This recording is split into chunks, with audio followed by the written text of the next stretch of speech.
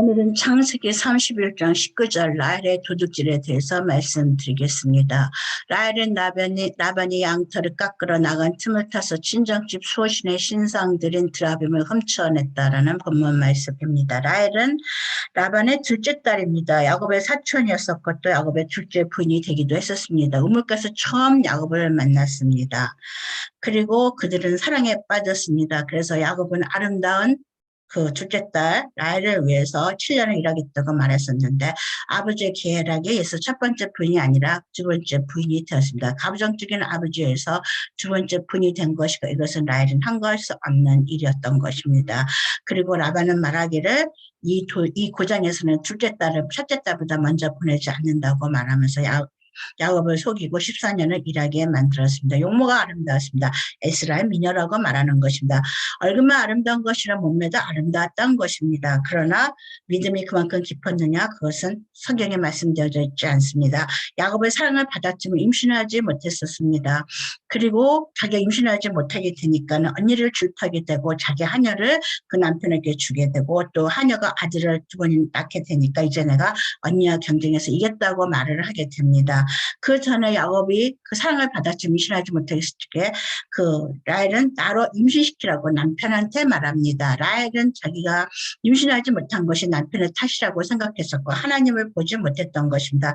첫 번째는 감정적인 아버지에 의해서 두 번째 분이 되는 그런 억울한 상황이 됐었고 두 번째는 하나님에 의해서 임신하지 못한다는 사실을 깨닫지 못한 것이다. 전능자를 인식하지 못했다라는 것입니다. 그래서 하녀를 주고 하녀로부터 임신하게 되면서 내가 형과 이겼더라고 말하는 굉장히 세속적인 관념 아래 계속 있었다라는 것을 말합니다.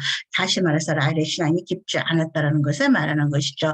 불이 물어내서 11번째 아들을 낳게 되었습니다. 하나님이 돌봐주셔서 태를 여셨다고 말하고 있습니다.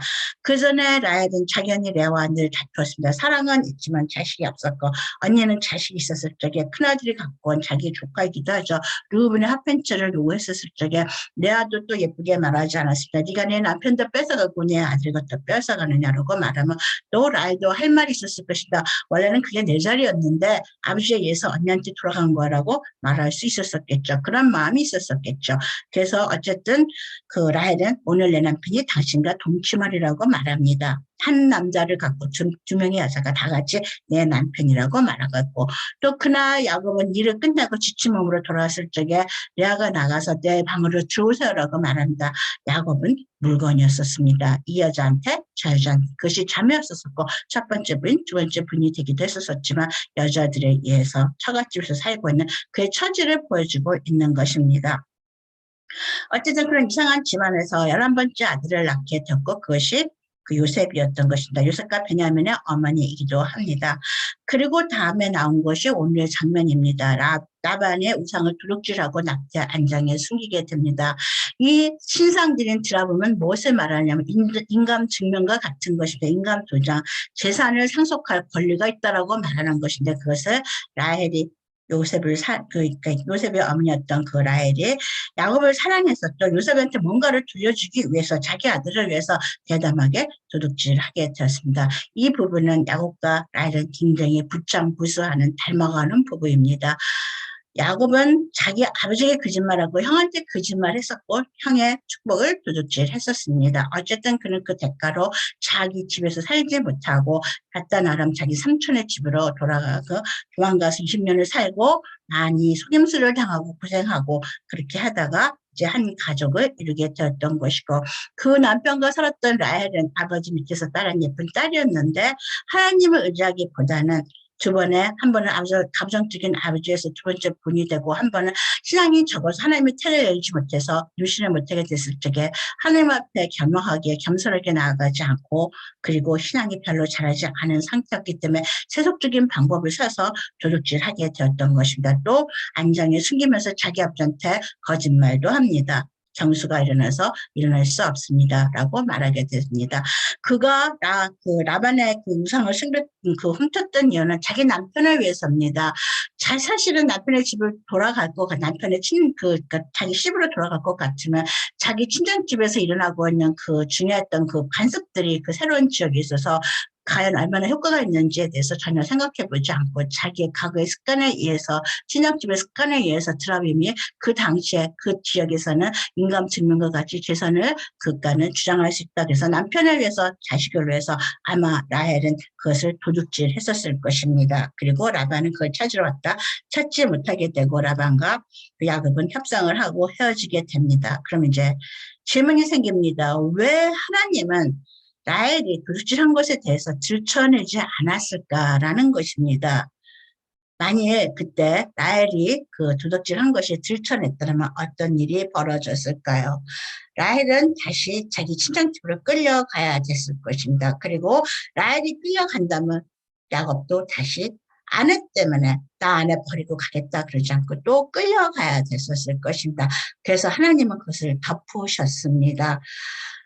야곱이 하나님 앞에 거짓말을 했었을 때 그는 20년 동안 자기 땅에서 쫓겨나서 그 삼촌 집에 도망가서 그 값을 치렀는데 그러면 라헬은 뭘로 치렀느냐 이런 것입니다. 도둑질하고 거짓말한 것에 대해서 공의 하나님이 그냥 자비만으로서 끝난 것이 아니라는 것입니다. 그러면 그가 12번째 아들을 낳다가 난산으로 죽게 되었습니다. 그리고 베들레헴에 묻히게 되었다는 장면이 나오게 됩니다. 그럼 왜 그렇게 됐을까요? 물론 그러니까 라헬은 그때 난산이었을 것입니다. 나이가 많았고 노산이었을 것입니다. 그 여행 중이었으니까 충분히 배려받지 못했을 것입니다. 그래서 노산이었고 여행 중이었고 그래서 난산으로 죽었겠지만 단순히 그 문제 현실적인 문제가 아니라 하나님의 손길이 하나님의 섭리가 거기에 있었다는 것을 보게 됩니다. 아무도 라헬의 죄를 적발하지 않았지만 하나님과 라헬은 알았고 그것을 갚을 적에 또 하나님과 라헬이 아는 방법으로 갚으셨다라고 생각됩니다. 우리는 남에게 말하지 못하는 말할 수 없는 그런 죄들을 누구나 다 가지고 있습니다. 그것이 없는 사람은 없습니다. 인간은 다 죄인이기 때문입니다. 그러나 은혜의 하나님, 우리의 죄를 알고 계시지만 곧바로 갚아주시지 않지만 그 당시 아니어도 그렇다고 해서 은혜의 하나님이 공의의 하나님이기도 하기 때문에 그것을 덮어주실 수는 없는 것입니다. 그래서 많은 사람들은 자기만이 알고 있는 죄 때문에 하나님 앞에서 고백하기보다는 끙끙 앓고 고백의 기회도 있고 그리고 또 그 죄의 대가를 치러야 되는 경우도 있을 것입니다. 창세기 아담과 이브가 범죄했었습니다. 하나님 먹지 말라고 한 과일을 먹게 되고 그들은 그가는 그 나뭇잎으로 벌거벗은 것을 깨닫게 되고 나뭇잎으로 자기를 가리고 숨게 되었습니다. 그리고 날씨가 선선할 때 하나님의 아담의 이름을 불렀습니다. 선선할 때 쿨링 데이라고 되어져 있습니다. 언제가 선선합니까? 햇빛이 가려서 그늘이 질 적에도 선선하지만 저녁 시간이 되면 선선합니다. 인생의 하원역에 심판이 진행되고 있다는 것입니다. 내가 지은 죄에 대해서 고백을 하지 않고 하나님 앞에 용서를 빌지 않으면 그 죄는 장성해서 언제까지 가느냐. 내 인생의 하원역 심판이 진행되는 경우도 있다는 것이다. 그럼 모든 사람 인생이 불행해질 적에 그것이 하원역의 심판이 진행된 거냐?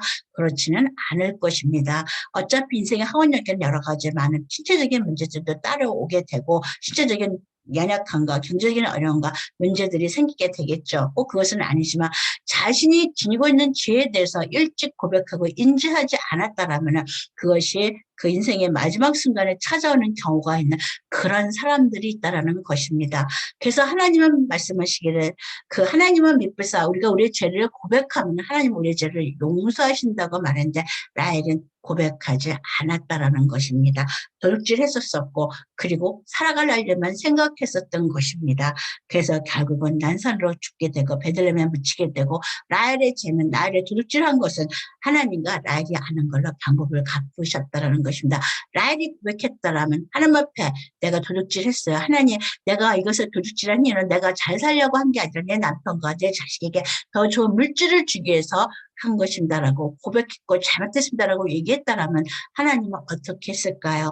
공의 하나님, 은혜의 하나님, 그 은혜의 하나님도 공의 하나님이 양쪽에 손을 갖고 우리에게 다른 길들을 제시했을 것입니다. 라헬은 도둑질했고 그 도둑질의 대가로 난산으로 죽었더라고는 되었지만 그 뒤에는 하나님의 손길을 본다라면 우리는 인생에 있어서 내가 잘못했던 거, 도둑질했던 거, 그리고 내가 욕심부렸던 것에 대해서 고백하는 일들은 하실 수 있을 것입니다. 도둑질하고 욕심부리고 거짓말을 하는 것, 그것은 인간의 본성인 것입니다. 그것이 잘했다라는 것이 아니라 죄이기 때문에 그런 본성을 갖고 있지만 내가 그런 본성을 지니고 있다라는 고백은 우리 양심이 깨끗하다면 그것은 할 수 있을 것입니다. 인간은 우리가 양심이 깨끗하다는 얘기는 우리가 잘못하지 않는다라는 것을 말하는 것이 아니라 우리가 잘못한 것을 고백할 수 있는 용기, 그것을 인지할 수 있고 그것을 말할 수 있는 그것을 깨끗함이라고 말할 수 있을 것입니다. 우리는 원래부터가 죄인이었기 때문에 우리는 도둑질을 안 하고 거짓말 안 하고 욕심 안 부리고 그리고 시기하고 싫다고 그런 거 안 하고 살 수 있는 존재는 아닙니다. 그러나 내가 그런 마음이 있었습니다라고 그리고 그런 마음 때문에 이렇게 행동했습니다라고 고백은 해야 되는 것입니다. 그것도 인생의 하원력이 오기 전에 더 어려운 일이 생기기 전에 내가 잘못했다는 것을 고백해야지만이 그 문제로부터 그 컨시퀀스에서 하나님의 또 다른 자비의 손길을 우리는 바라볼 수 있을 것입니다. 내가 잘못했던 날들을 젊은 날 그 값을 하나님이 우리에게 찾으러 오신다면 우리는 행복한 것입니다. 젊은 날 그 죄를 고백할 수 있고 다시 그 값을 치를 수 있고 다시 시작할 수 있지만 우리가 인생의 노년에 내가 기억도 못하고 어떤 죄들이 우리를 찾아오고 그 값을 내라고 한다 그럴 적에 우리는 갚을 힘도 없게 되고 말할 힘도 없고 뭐가 어떻게 됐는지 기억도 못하게 될 적에 우리의 처지는 참으로 공고하게 될 것입니다. 라헬은 도둑질했었고 그것은 하나님과 라헬만이 알았고 또 그것을 갚아줄 적에 하나님과 라헬만이 아는 현실적인 방법, 난산으로 노산으로 또 그 여행 중에 고생하는 중에서 죽게 되었을 것이고 그리고 베들레헴에 묻히고 그리고 라헬은 마지막에 아들을 더 낳기를 바랄지 그 아들 베놈이라고 이름을 줬던 그 아들을 안 낳아보고 그리고 키우지 못하고 죽어야 됐었을 것입니다. 죄 짓지 않는 인생은 없지만 고백하고 용서를 보는 인생은 우리가 할 수 있는 것일 것입니다. 하나님 앞에서 내가 무엇을 죄졌는지 무엇을 욕심냈는지 내 것이 아닌 것을 내가 훔쳐간 적은 없는지 질투한 적은 없는지 자기를 되돌아보게 되고 그랬던 마음을 고백하는 용기는 가질 수 있기를 바랍니다. 하나님을 믿고서 우리가 자기 죄를 고백하면 그 죄를 용서하신다는 그 말씀에 의지해서 우리가 주 앞에 나가 고백할 수 있는 것입니다. 감사합니다.